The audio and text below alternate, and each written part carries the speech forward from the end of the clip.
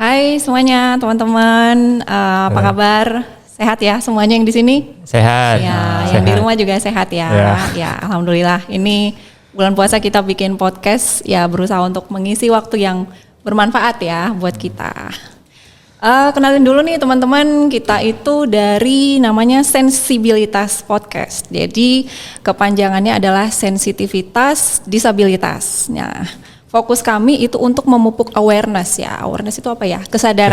Kesadaran mengenai berbagai jenis disabilitas sebenarnya. Oh ya, kenalin ya, saya Martina. Ini sebagai tamu kita hari ini. Kita ini sebenarnya dari berbagai latar belakang ya. Jadi kita kolaborasi di sini. Saya sendiri dari instansi pemerintah, sebenarnya dari Kementerian Pan-RB. Lalu teman-teman ini kebanyakan dari organisasi penyandang disabilitas ya. Nanti kenalin ya organisasinya apa aja. Kemudian ruangan podcast ini sendiri ini adalah milik pemerintah Provinsi DKI. Jadi ini kolaborasi yang luar biasa banget sebenarnya, untuk kita bisa sama-sama meningkatkan kesadaran disabilitas di masyarakat secara umum gitu. Oke, sore ini saya agak deg-degan karena ini jujur aja ini pertama kali kita bikin podcast, tapi kita pengen ngobrolnya itu lebih santai ya, supaya pertanyaan-pertanyaan, diskusi kita juga bisa mewakili gitu ya, pertanyaan-pertanyaan yang mungkin ada di benak teman-teman juga yang dengerin podcast ini. Oke, mungkin kita langsung kenalan aja dulu nih sama tamu kita yang luar biasa nih yang ada di sini sekarang. Mungkin mulai dari Kak Sarif yang paling ujung.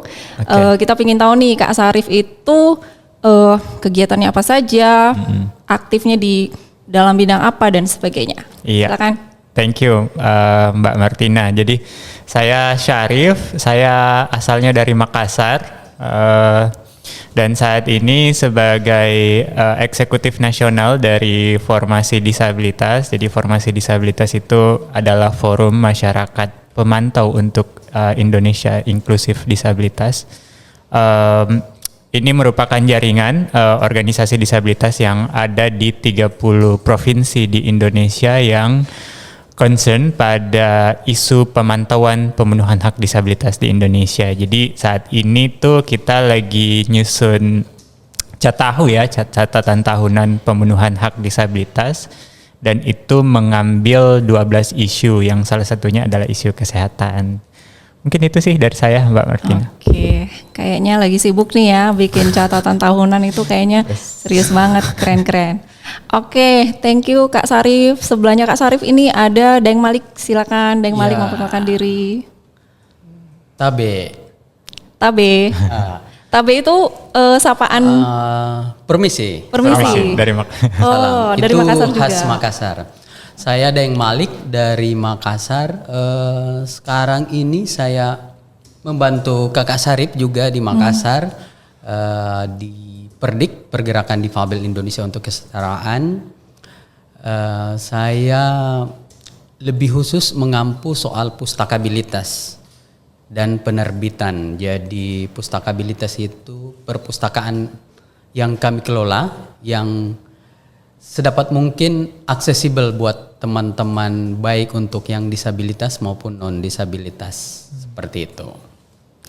Wow, luar biasa ya, pustakabilitas ini saya baru dengar nih, dan tapi dengar istilahnya ini benar-benar berbicara ilmu pengetahuan banget nih ya. Artinya isinya kayaknya daging semua gitu ya. Kertas semua. Kertas semua. Oke. Kak Sarif dari Formasi, dari Daeng Malik dari Perdik ya, tapi dua-duanya dari Makassar. Oke. Selanjutnya ini ada Pak Chandra. Nah, kita pengen kenal lebih dekat nih dengan Pak Chandra. Ya, sebagai informasi ya buat teman-teman, jadi Pak Chandra ini disabilitas ganda ya. Kalau Kak Sarif kan low vision ya, low vision. Kemudian kalau Daeng Malik totally blind. Oh, totally blind. Oke, kalau Pak Chandra ini ganda ya teman-teman. Jadi beliau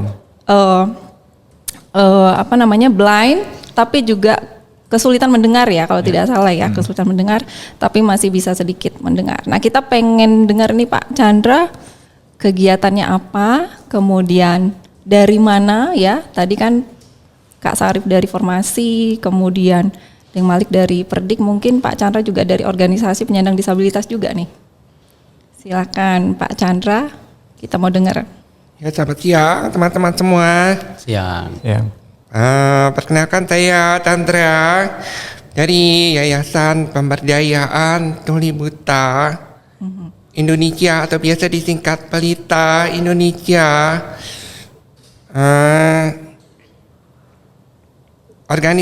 Organisasi kami ini terdiri dari penyandang disabilitas tuli buta yang dengan beragam kondisinya. Jadi ada di antara teman-teman penyandang tuli buta ini, ada di antara kami yang tuli total tapi masih low vision, ada juga yang masih low vision, dan juga ada sisa pendengaran yaitu low hearing, tapi ada juga yang tunanetra total dan masih ada low hearing seperti saya sendiri. Tapi ada di antara teman-teman dari Pelita ini yang tuli total dan buta total, ya. Dan cara berkomunikasi di antara kami beraneka ragam, ya demikiannya sesuai dengan kebutuhan kami masing-masing. Ada yang menggunakan braille, ada yang menggunakan tulisan yang diperbesar. Ya demikian ya teman-teman perkenalan dari saya. Terima kasih. Baik, makasih Pak Chandra. Wah, luar biasa sekali nih ya kita bisa kenal dengan sosok Pak Chandra yang juga aktif dalam hal memperjuangkan hak-hak penyandang disabilitas ganda gitu ya, seperti yang tadi Pak Chandra sudah cerita sedikit gitu. Oke, kalau gitu kita langsung aja ya ngobrol gitu ya bareng mereka ini, teman-teman kita ini. Tema kita yang kita mau angkat tadi sebenarnya saya sudah sampaikan di awal itu tentang gimana sih teman-teman ini yang penyandang disabilitas ini bisa mendapatkan layanan kesehatan yang ramah disabilitas gitu. Nah, kita pengen denger sharingnya sebenarnya karena kalau dari data WHO ya atau World Health Organization yang saya lihat contekannya dulu ya. Di sini jadi sekitar 1,3 miliar penduduk dunia itu penyandang disabilitas. Ini data atau fakta-faktanya ya. Dan sebagian orang disabilitas tersebut meninggal 20 tahun lebih cepat dibandingkan non-disabilitas. Nah, ini fakta ya.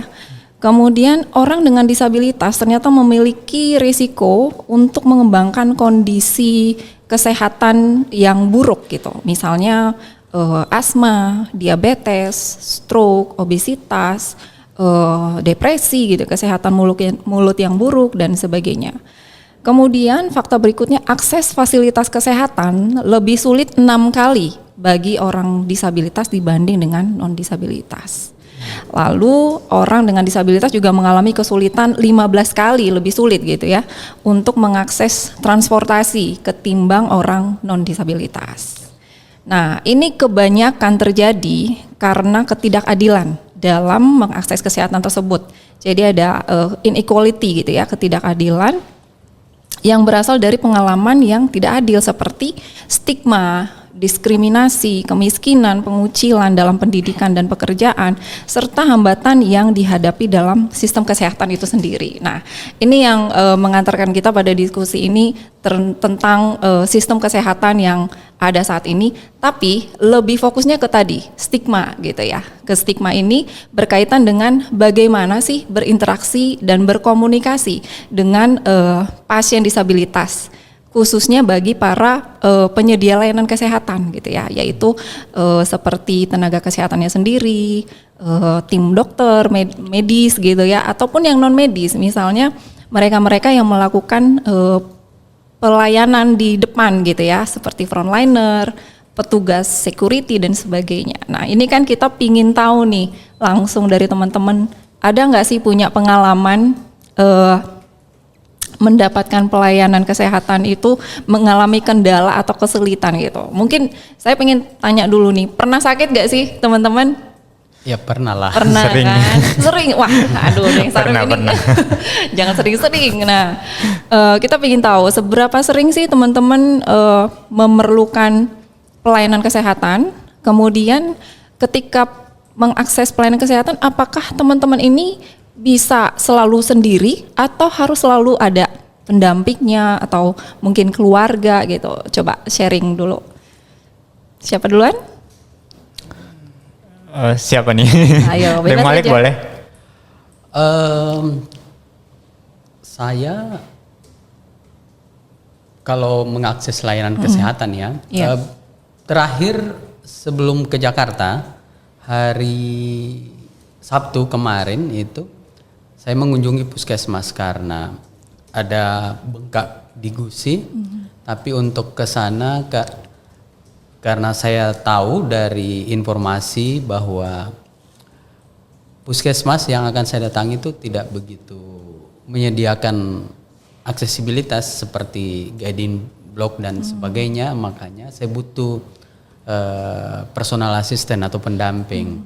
Nah, sampai di sana itu saat ngantri sebenarnya ada di ruang tunggu itu ada kursi khusus untuk disabilitas, tapi saya tidak duduk di sana karena sudah ditempati oleh orang lain yang ternyata bukan disabilitas, dan petugas di sana juga tidak memberikan informasi saya harus duduk di mana dan seperti apa. Hanya saja pada saat saya mau mendaftar untuk berobat, saya nyatakan kalau saya buta, dan sekedar itu mungkin karena saya membawa pendamping jadi tidak ada layanan khusus yang diberikan seperti itu.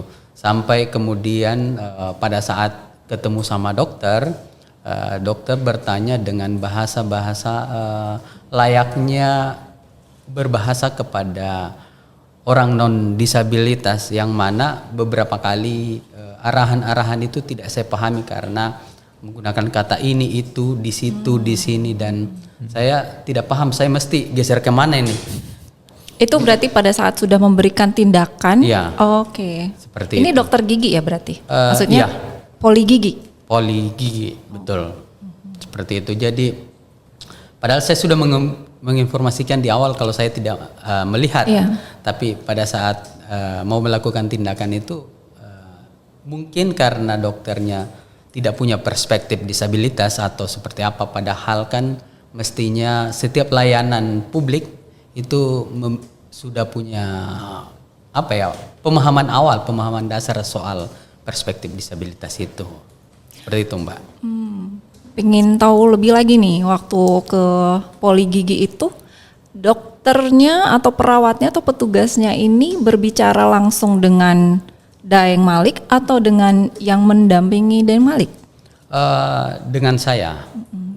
Tapi kadang-kadang ada pertanyaan-pertanyaan yang mestinya ditujukan ke saya, tapi malah ditanyakan ke pendamping. Seperti itu. Dan itu sering terjadi tidak hanya di layanan kesehatan, di beberapa tempat juga sering terjadi hal-hal serupa.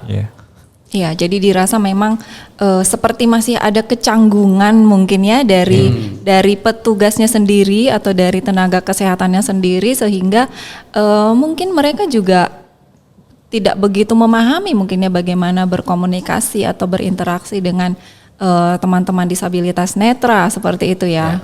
Jadinya seperti apa ya? Seperti salah tingkah ketika tiba-tiba ketemu dengan seorang disabilitas. Tidak tahu bersikapnya seperti apa. Padahal di bayangan saya nakes-nakes itu mestinya sudah punya itu gambaran duluan kan.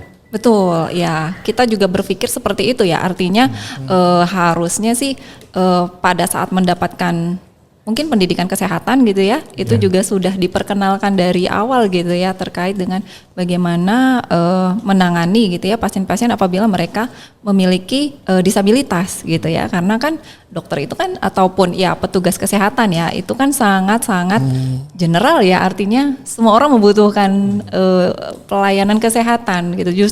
Justru pelayanan kesehatan itu layanan yang mendasar yang semua orang butuhkan gitu.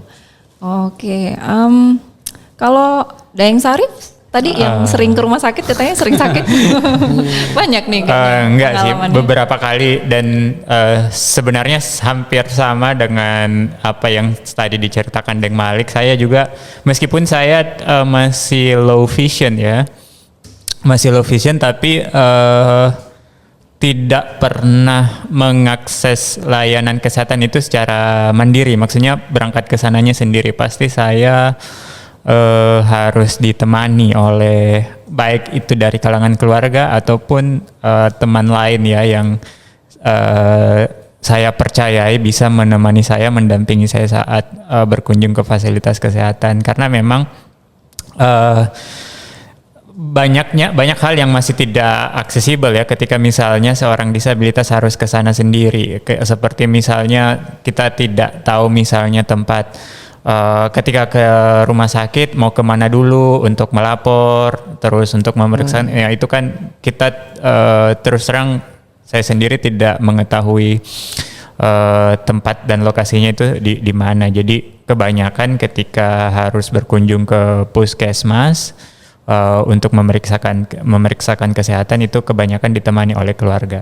Alur pelayanan Iya, jelas. ya alur pelayanannya juga nggak jelas. Jadi pengalaman-pengalaman yang diceritakan oleh Deng Malik tadi juga saya alami. Jadi ada saat-saat tertentu meskipun misalnya ketika ditemani oleh keluarga ke puskesmas terus ketemu dengan petugasnya, biasanya yang diajak ngobrol itu bukan kitanya, padahal kan kita yang sakit kan.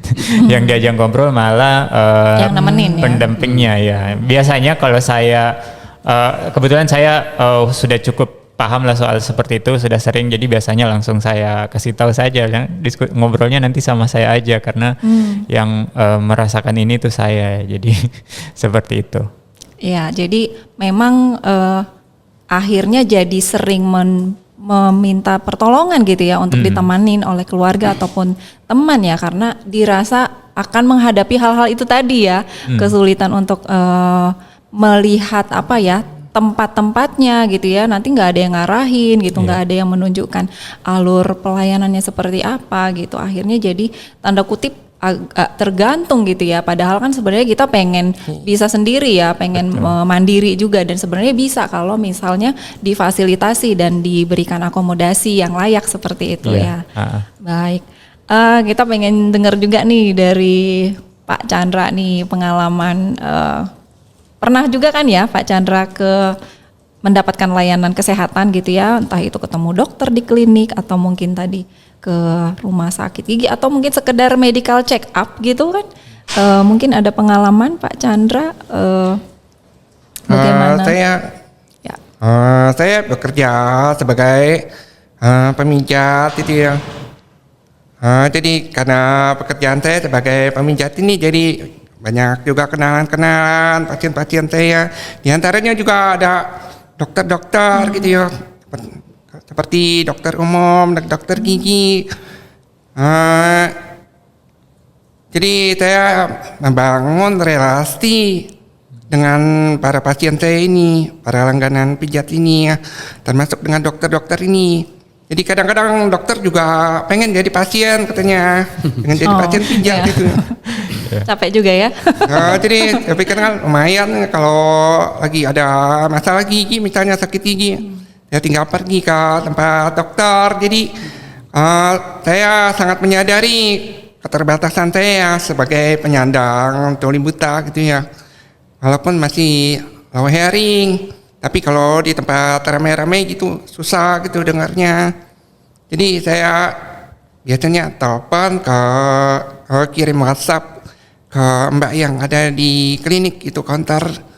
Kalau saya akan datang ke sana ke klinik jam 2 misalnya, jadi minta tunggu di depan klinik gitu. Jadi begitu turun dari ojek online langsung disambut oleh Mbak counter ini. Kemudian diantar ke ruang tunggu, dibantu daftar. Jadi nanti didampingi masuk ke ruang dokter.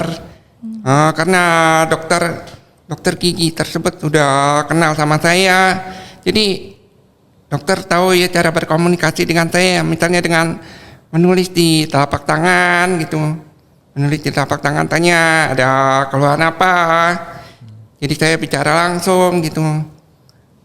Kemudian kalau mau duduk di kursi periksa, dokter udah tahu gitu cara menuntun saya sebagai disabilitas tuli buta gitu, ada teknik-tekniknya seperti memegang lengan atas gitu loh, terus kursinya dikasih pegang di tangan. Jadi saya tahu gitu cara tempat duduknya gitu. Ini untuk pengalaman saya bertemu dengan membangun relasi dengan dokter-dokter, jadi tahu bagaimana cara komunikasinya, cara menuntunnya, cara menyampaikan informasinya bagaimana. Tapi pengalaman saya, kalau dokter-dokternya belum kenal atau rumah sakit yang belum kenal gitu, seringkali mengalami kesulitan gitu ya Mbak. Ya menarik banget ya yang disampaikan Iya. Pak Chandra ini ya, maksudnya ada privilege tanda kutip karena Pak Chandra udah kenal duluan gitu sama tenaga kesehatannya dan sebagai pasien pula gitu kan, pasien Pak Chandra sebagai yang pijit gitu kan, akhirnya jadi ada interaksi dulu, jadi ada pemahaman dulu ya, artinya dari pertemuan itu dokter jadi memahami bagaimana berkomunikasi dengan Pak Chandra yang ganda gitu ya, buta dan sekaligus low hearing tadi ya. Nah, saya tuh menangkap satu ini sih ya, artinya ketika memahami akhirnya jadi bisa berkomunikasi dengan baik. Kalau tadi pengalaman Kak Sarif dan Daeng Malik, karena memang sepertinya baru pertama gitu ya, baru ketemu gitu ya, memang belum kenal juga gitu, akhirnya agak bingung gitu ya, karena baru mulai berinteraksi gitu. Nah ini saya pingin tanya nih, kalau teman-teman itu tantangan yang paling sulit itu apa tuh dalam berkomunikasi maupun berinteraksi? Terutama dari perspektif teman-teman ya, mungkin si tenaga kesehatan juga pasti mereka punya kesulitan ya, bagaimana berinteraksi, mungkin karena ketidakpahaman tadi. Kalau dari teman-teman sendiri, apa kesulitan ataupun tantangan yang paling sulit gitu untuk dihadapi ketika harus mengakses pelayanan kesehatan? Termasuk tadi Pak Chandra ya, yang tanpa privilege tadi ya, ke rumah sakit ataupun ke klinik yang memang itu tidak kenal dengan dokternya gitu. Kalau belum kenal sih, biasanya kita mengalami kesulitan yang hambatan dari petugas kesehatan itu sendiri ya, misalnya di kantor gitu. Ini pernah ada salah satu teman saya, anggota pelita, penyandang tuli buta. Dia ini tuli total tapi masih low vision. Dia ini mendaftarkan diri ke rumah sakit ya untuk papanya ya, karena papanya pengen cuci darah. Kebetulan hanya dia sendiri yang bisa mendaftarkan untuk papanya yang udah tua gitu ya. Oh udah jadi lansia. yang sakit ini bapaknya ya, oke. Kemudian petugasnya malah tanya-tanya kenapa anaknya yang disabilitas yang mendaftar gitu, susah komunikasinya. Jadi teman saya kasih tahu, saya masih low vision, bisa ditulis besar-besar, ditulis di kertas. Tapi petugasnya malah protes, katanya kalau tulis lama gitu. Jadi kita terus ditambah lagi teman saya ini menunggu waktunya dipanggil. Dia udah kasih tahu kalau saya nggak bisa dengar sama sekali. Tapi ternyata kok tunggunya lama nggak dipanggil-panggil ya. Ternyata sebenarnya dia udah sampai nomornya udah dipanggil, tapi karena dia nggak samperin, jadi pasien-pasien yang lain gitu yang akhirnya maju duluan gitu. Akhirnya ada pasien lain yang kasih tahu dia sebenarnya nomornya udah lewat, itu kenapa kamu nggak maju-maju gitu. Aduh, kasihan juga ya.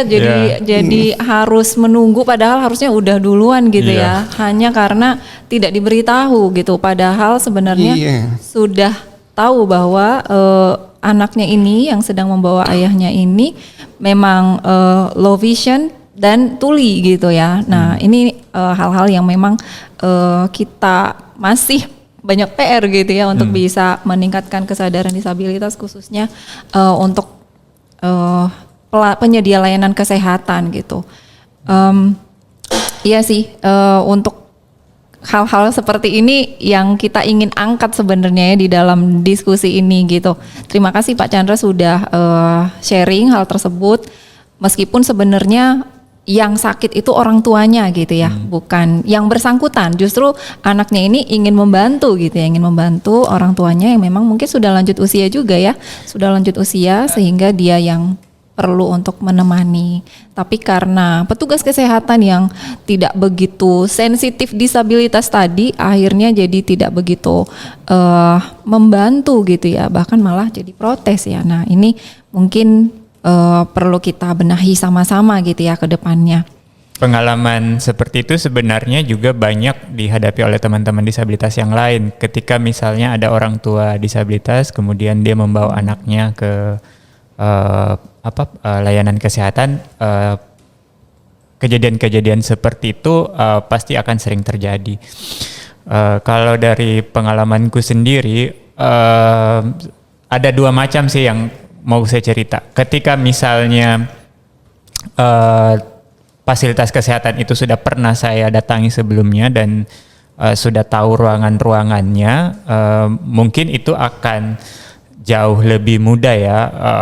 Tapi ketika misalnya itu baru, nah itu yang menjadi tantangan karena biasanya juga ketika ini ada kaitannya dengan stigma juga ya. Jadi kalau misalnya macam saya yang low vision, cuman sudah tidak bisa baca tulisan dan biasanya juga kalau ke fasilitas kesehatan itu bawa tongkat, itu orang langsung mikirnya lain. Jangan-jangan ini pengemis atau apa, itu pernah loh didapati teman-teman ya. Apalagi yang kami ya, yang di daerah yang mungkin disabilitas itu jarang dilihat berangkat bisa mandiri kemana-mana gitu. Jadi memang supaya tidak ada prasangka yang aneh, memang harus kebanyakan sih harus ditemenin ya ke fasilitas kesehatannya.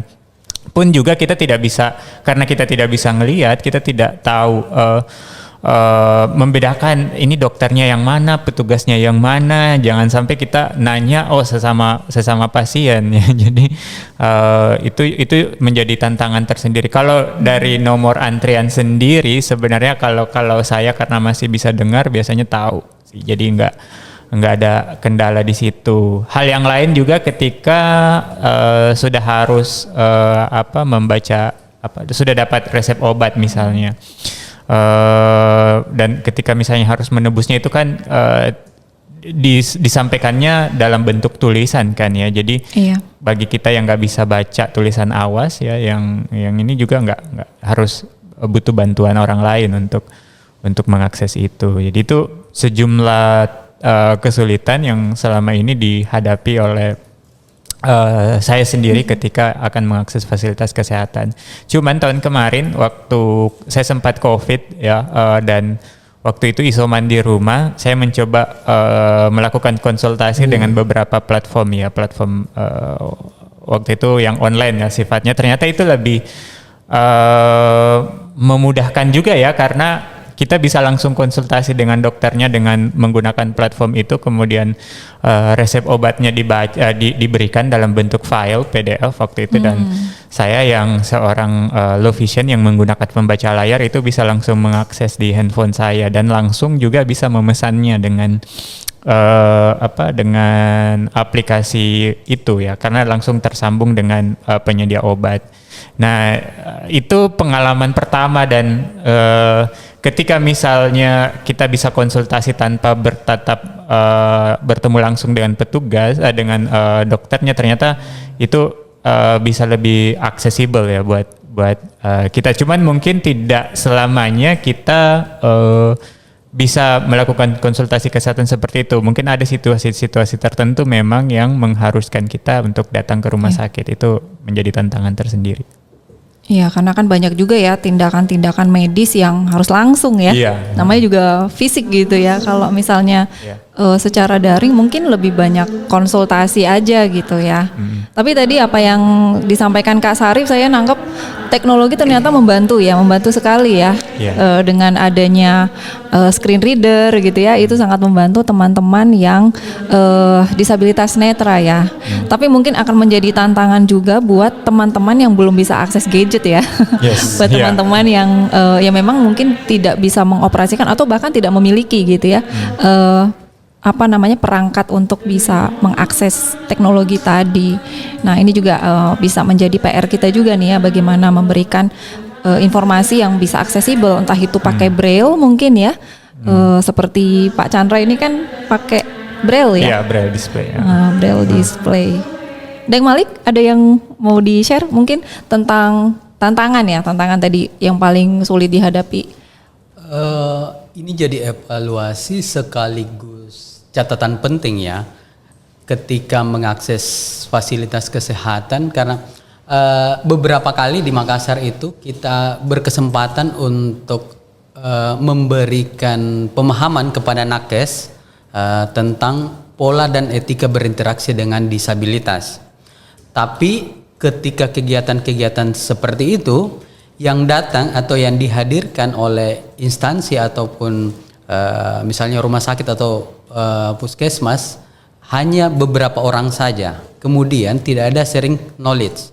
Maksudnya yang datang mereka yang paham, ketika pulang ke instansi masing-masing mereka tidak menyampaikan ke nakes-nakes yang lain ataupun orang-orang yang ada di tempat kerjanya masing-masing. Akhirnya semisal kita pernah ada pengalaman ketika sampai di sebuah rumah sakit, yang menghadapi pertama itu adalah satpam, kemudian ditanya, ketika mengeluarkan tongkat dia sudah tahu, oh ini orang buta, mau apa, mau berobat, terus dia teriak-teriak panggil temannya yang satu lagi, ini ada orang buta di sini.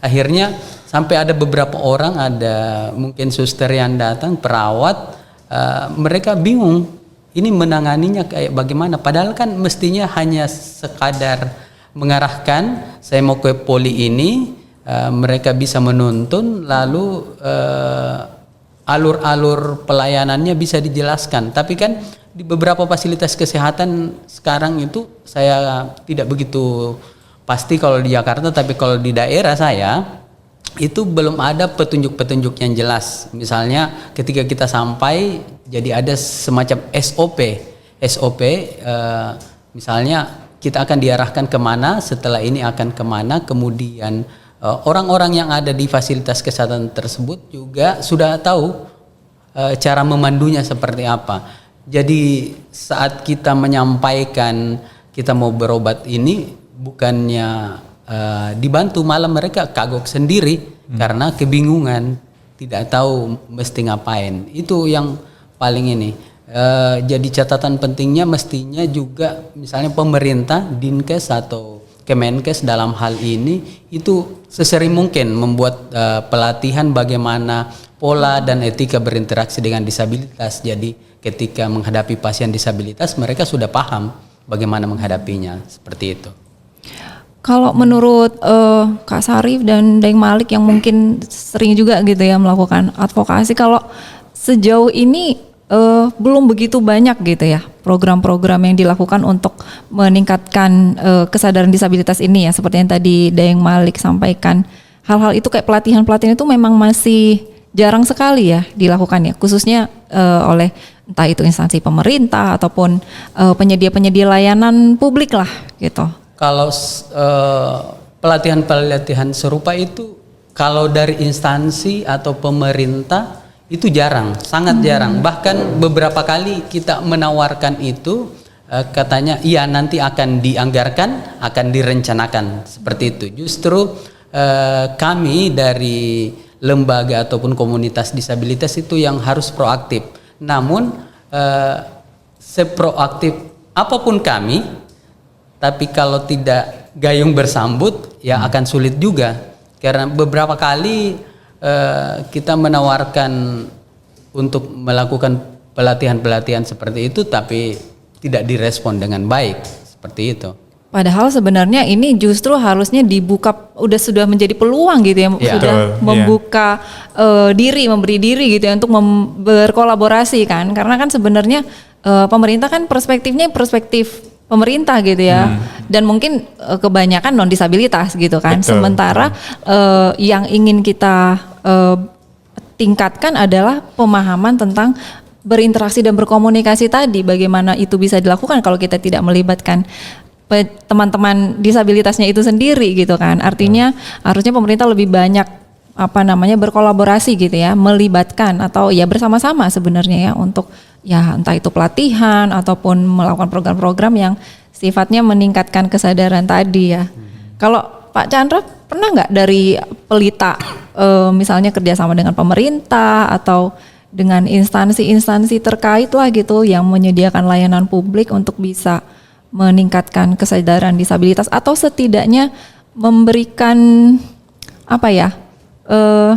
pemahaman gitu bagaimana berkomunikasi khususnya dengan Pak Chandra. Ini Pak Chandra unik banget ya nulis, itu sedang menggunakan apa nih Pak Chandra, mungkin boleh disampaikan juga, mungkin teman-teman ada yang bingung itu Pak Chandra pakai alat apa ya gitu.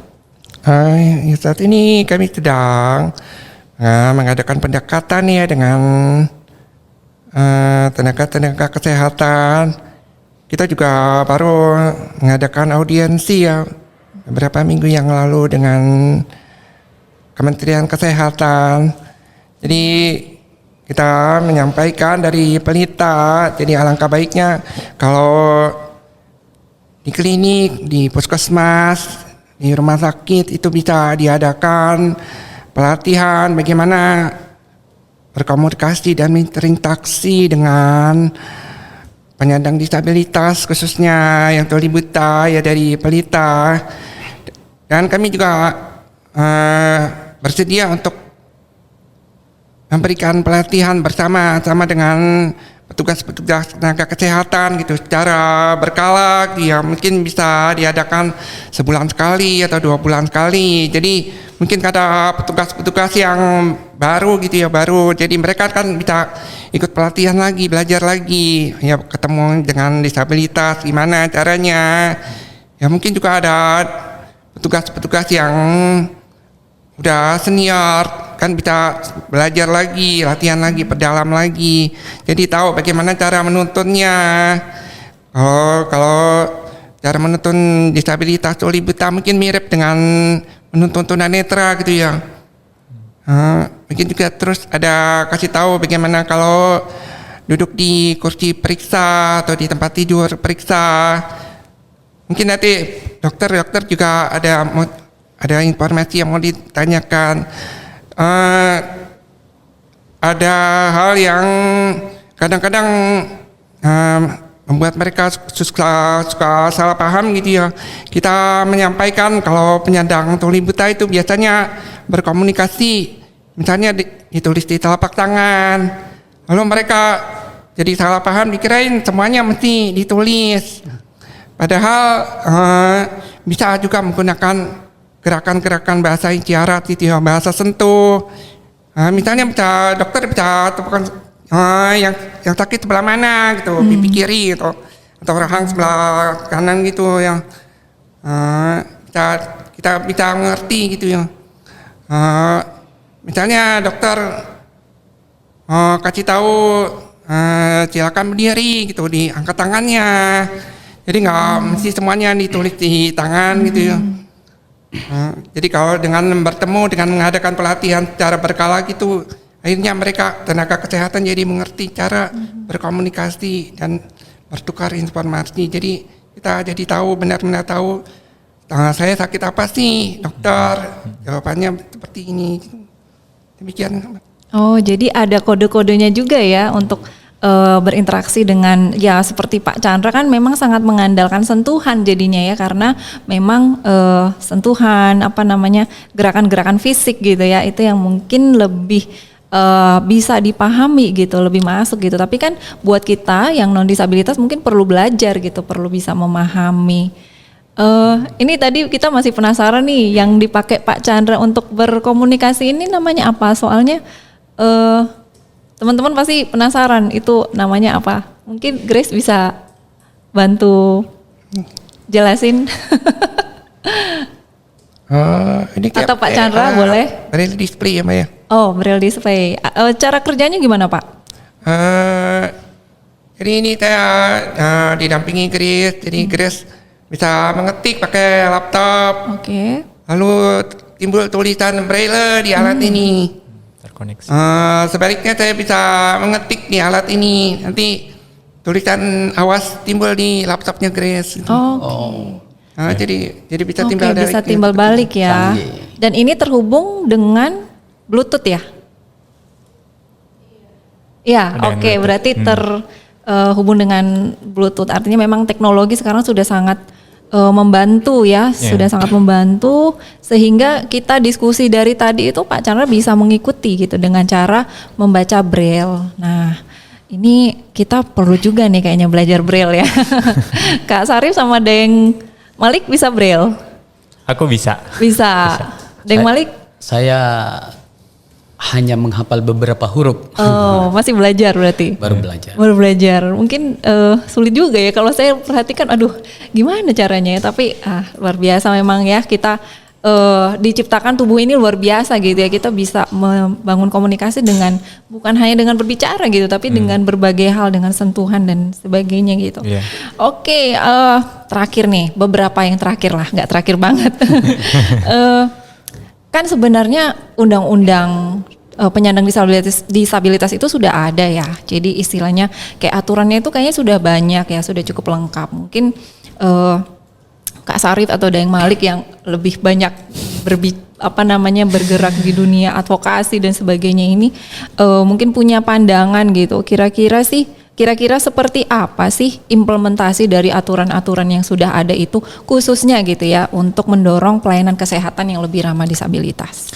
Ya, sebenarnya kalau di undang-undang ya Undang-Undang 8 2016 itu memang sudah sangat jelas bahwa hak untuk kesehatan merupakan salah satu hak yang wajib dipenuhi oleh negara terhadap penyandang disabilitas. Namun memang ketika bicara implementasi, kebanyakan memang undang-undang kita cuma bagus di atas kertas saja ya, tapi ketika implementasinya masih banyak ditemukan tantangan-tantangan mungkin yang perlu menjadi perhatian nantinya ya, seperti yang sudah diceritakan sebelumnya oleh teman-teman. Jadi begitulah adanya. Nah, memang juga di sisi lain perlu sejumlah aturan teknis ya yang perlu dibuat untuk lebih memperjelas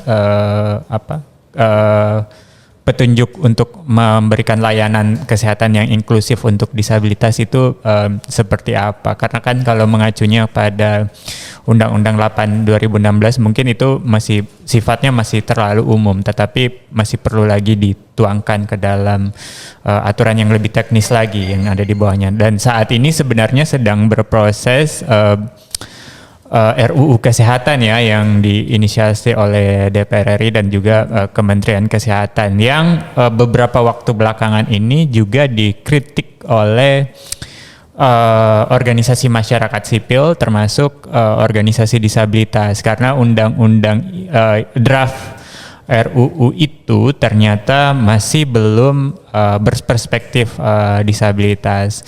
Salah satu yang kemudian penting untuk kita suarakan dalam regulasi ini adalah bagaimana agar sejumlah tantangan yang dihadapi oleh teman-teman disabilitas itu bisa diakomodasi dalam RUU itu, termasuk adanya peluang pembuatan SOP bagaimana berinteraksi dengan disabilitas, karena memang tantangannya itu ya sedikit sekali pengetahuan yang bisa kita temukan di sektor kesehatan yang sekiranya bisa meningkatkan kesadaran nakes terkait dengan isu disabilitas. Jadi seperti itu sih Mbak. Ya, jadi artinya peraturan-peraturan itu sebenarnya sudah sangat berpihak ya kepada teman-teman penyandang disabilitas untuk mendapatkan layanan yang lebih bagus.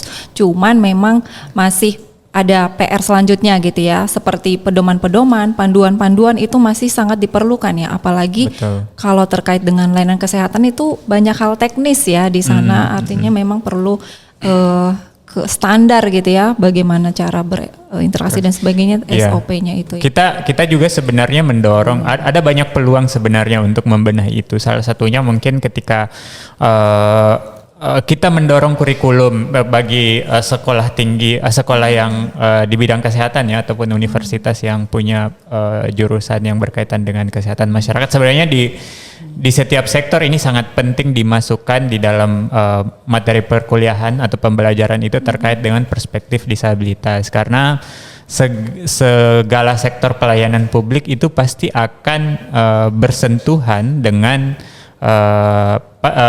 penyandang disabilitas. Jadi memang itu menjadi satu keseharusan ketika berbicara mengenai pendidikan kita dan memasukkan perspektif disabilitas, agar ketika nanti petugas-petugas itu turun ke lapangan, mereka sudah memiliki perspektif atau pengetahuan terkait dengan disabilitas. Seperti itu. Karena untuk mengubah stigma tadi itu benar-benar harus dari berbagai aspek ya. Betul. Ya, tadi itu kan mulai dari depan, satpam dan sebagainya, dan ini tidak bisa diberikan hanya ke sebagian, tapi mungkin dari sejak dini ya. Mungkin bahkan di sekolah-sekolah juga perlu diberikan pemahaman atau mungkin ada kurikulum khusus gitu ya untuk mengangkat ragam disabilitas gitu ya, sehingga kita bisa lebih inklusif lagi, itu tidak menjadi suatu hal yang aneh lagi gitu ya. Ini hanya bagian dari keragaman kita gitu ya, teman-teman disabilitas ini. Oke. Terakhir nih, ini terakhir banget deh. Harapan dari teman-teman yang dari organisasi gitu ya. Kira-kira apa yang menjadi harapan supaya pelayanan kesehatan kita itu bisa lebih ramah disabilitas, dan kalau misalnya ada bentuk konkretnya seperti apa nih yang mungkin bisa dilakukan baik dari teman-teman sendiri sebagai penyandang disabilitas ataupun dari pemerintah ataupun siapapun yang sebenarnya bisa loh kita lakukan ini gitu. Silakan. Ya. Kalau berbicara soal keberpihakan, kita akan berbicara dua hal. Yang pertama soal pemahaman. Jadi meskipun sekarang kita sudah punya undang-undangnya, tapi implementasinya itu masih tumpul karena seperti apa yang disampaikan Sarip tadi, bahwa mestinya ada peraturan-peraturan turunan seperti Pergub, Perwali atau semacam Perda seperti itu yang akan mengatur secara teknis bagaimana pelaksana di lapangan ini bisa melakukan dan memahami tugasnya dengan memiliki perspektif disabilitas. Jadi pemahaman harus dilakukan melalui ya semacam pelatihan, kemudian ada kurikulum khusus seperti itu. Kemudian keberpihakan kedua adalah anggaran. Nah, kita tidak bisa memungkiri bahwa fasilitas-fasilitas yang ada baik dalam bentuk barang ataupun jasa itu akan maksimal optimal kalau didukung oleh anggaran yang memadai. Selama ini perhatian terhadap fasilitas alat kesehatan ataupun bagaimana penggunaan jasa di fasilitas kesehatan itu anggarannya tidak begitu besar, meskipun sudah dikatakan ada 20% ya di bidang kesehatan, tapi untuk terkhusus ke disabilitas itu masih sangat kecil. Contohnya misalnya ketika kita ke fasilitas kesehatan, guiding block, RAM, bidang miring, kemudian handling itu masih sulit ditemui. Padahal itu fasilitas dasar yang sangat basic untuk mestinya sudah harus ada, tapi pengadaan seperti itu masih sangat jarang.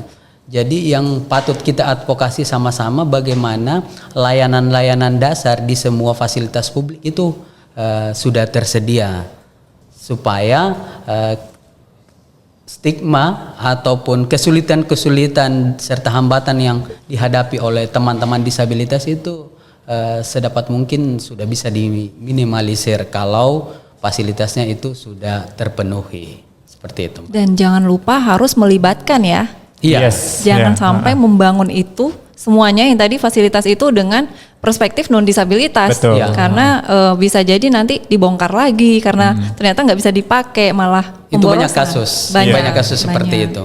Jadi awalnya katanya ini atas nama akomodasi layak untuk disabilitas, tapi mereka dalam proses awal dari perencanaan sampai eksekusi itu tidak melibatkan teman-teman disabilitas yang pada akhirnya juga tidak bisa digunakan karena tidak ramah dan tidak aksesibel seperti itu. Malah mungkin bisa jadi membahayakan ya. Ya. Nah ini quote-nya itu nothing about us without us ya. Ya, benar. Artinya semuanya itu harus melibatkan, jangan atas nama penyandang disabilitas tapi tidak melibatkan disabilitasnya Disabilitas, gitu. betul. Oke, kalau Kak Sarif ada harapan khusus gitu yang mungkin bisa dilakukan juga? Iya, intinya kalau dari saya, kalau Deng Malik tadi bicara soal regulasi dan penganggaran dan disambung oleh pelibatan, nah kami tentu dari komunitas ataupun organisasi disabilitas pasti dengan senang hati akan selalu senang ketika misalnya ada bentuk kolaborasi yang diajukan ke kami untuk membantu pemerintah ataupun siapapun yang kira-kira punya niat baik atau itikat baik dalam menyediakan fasilitas yang ramah untuk ranah kesehatan ataupun di isu-isu lain ya, karena selama ini memang hanya disabilitas yang biasanya menyuarakan itu. Nah kita tunggu nih apakah pemerintah ataupun instansi kesehatan mau juga melakukan itu, dan tentu saja kita selalu dengan senang hati, dengan tangan terbuka akan siap untuk berkolaborasi untuk itu. Mungkin itu aja sih dari saya. Ya. Jadi kolaborasi ya, harus sama-sama ya, nggak boleh organisasi sendiri gitu ya yang berjuang, tapi juga aspek-aspek sektor-sektor yang lainnya yang terkait. Pak Chandra, adakah mungkin harapannya dan yang mungkin bisa kita lakukan gitu? Ya, mungkin saya ingin menambahkannya ya, lengkapi pendapat-pendapat dari Daeng Malik dan Daeng Syarif. Ini bagi teman-teman disabilitas yang mungkin masih bisa aktif, masih bisa mandiri dalam berkomunikasi, tapi ada juga penyandang disabilitas yang mengalami kesulitan dalam berkomunikasi bahkan dengan keluarganya sendiri.